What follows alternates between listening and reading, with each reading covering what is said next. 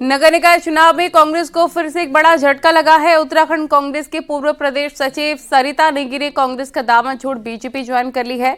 दरअसल सरिता पौड़ी नगर पालिका में अध्यक्ष पद के लिए अपनी दावेदारी कर रही थी और इस बार भी कांग्रेस से टिकट मांग रही थी, लेकिन टिकट न मिलने से नाराज सरिता ने बीजेपी का दामन थाम लिया और सरिता का आरोप है कि कांग्रेस ने टिकट का बंटवारा धनबल के आधार पर किया है, जिससे उनका टिकट कट गया।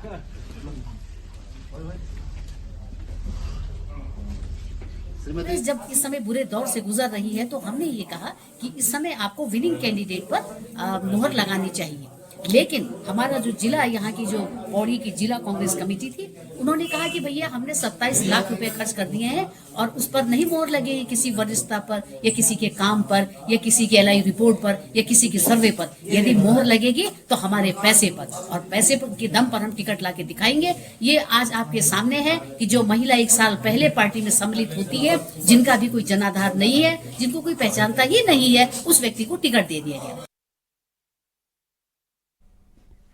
उत्तराखंड कांग्रेस में निकाय चुनाव के टिकट बांटने के साथ ही बड़ा बवाल भी शुरू हो गया है। पार्टी के संगठन उपाध्यक्ष मथुरा दत्त जोशी ने टिकट नहीं मिलने पर पार्टी छोड़ने तक की बात कह दी है, जबकि प्रदेश अध्यक्ष ने साफ कहा है कि टिकटों का बंटवारा दिल्ली से हुआ है, उनके साथ कोई धोखा नहीं हुआ। देखिए रिपोर्ट।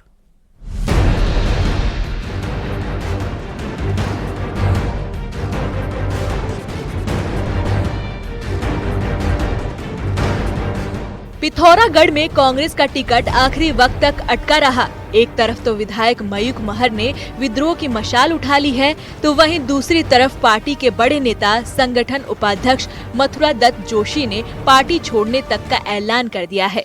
मथुरा दत्त जोशी अपनी पत्नी को मेयर का टिकट दिलाना चाहते थे, लेकिन टिकट नहीं मिला तो अब बगावत की राह पर है। पूरी पार्टी नेतृत्व ने धोखे में रखा। मैंने पूरी पार्टी की लीडरशिप के सामने कहा। यशपाल आर्य जी के घर में मीटिंग चल रही थी, उसमें प्रभारी भी थे, यशपाल आर्य जी भी थे, पीतम सिंह जी भी थे, गोदियाल जी भी थे, हरीश रावत जी भी थे। उनके सामने मैंने कहा था, भाई मैं दावेदार हूं, आप एक टिकट मुझे दे दीजिए। मुझे आपने MLA ने क्यों मेरा टिकट काट रहे हैं बार बार। अगला कदम अभी बातचीत करूंगा, परिवार में बातचीत हो रही है, अभी अपने इष्ट मित्रों से बातचीत हो रही है।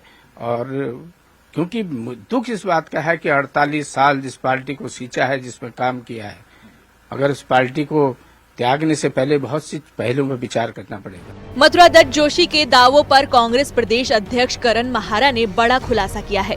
महारा का कहना है कि पिथौरागढ़ सीट के लिए जो 3 नामों का पैनल दिल्ली भेजा गया था, वो खुद मथुरा दत्त जोशी ने ही बनाया था, और इतना ही नहीं, इसमें सबसे ऊपर उनकी पत्नी का ही नाम था, लेकिन उसके बाद का फैसला दिल्ली हाई कमान से लिया गया, लिहाजा इसमें उनकी कोई भूमिका नहीं है। देखिए, मुझे नहीं लगता धोखा दिया गया, क्योंकि उन्होंने पत्र हमने नहीं बनाया, पत्र उन्हीं के द्वारा माध्यम से बनाया गया।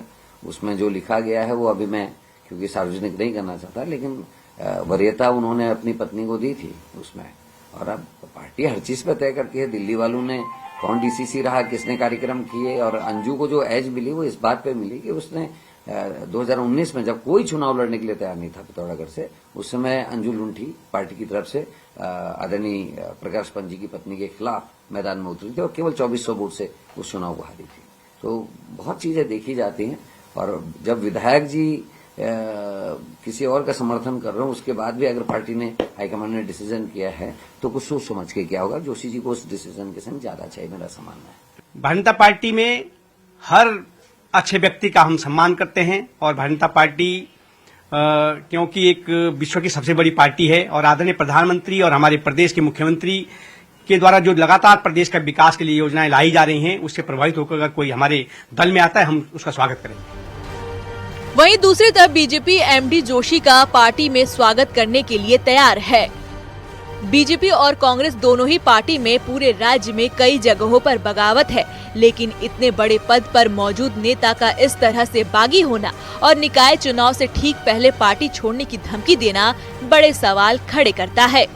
देहरादून से न्यूज़ 18 के लिए सुनील नौप्रभात की रिपोर्ट।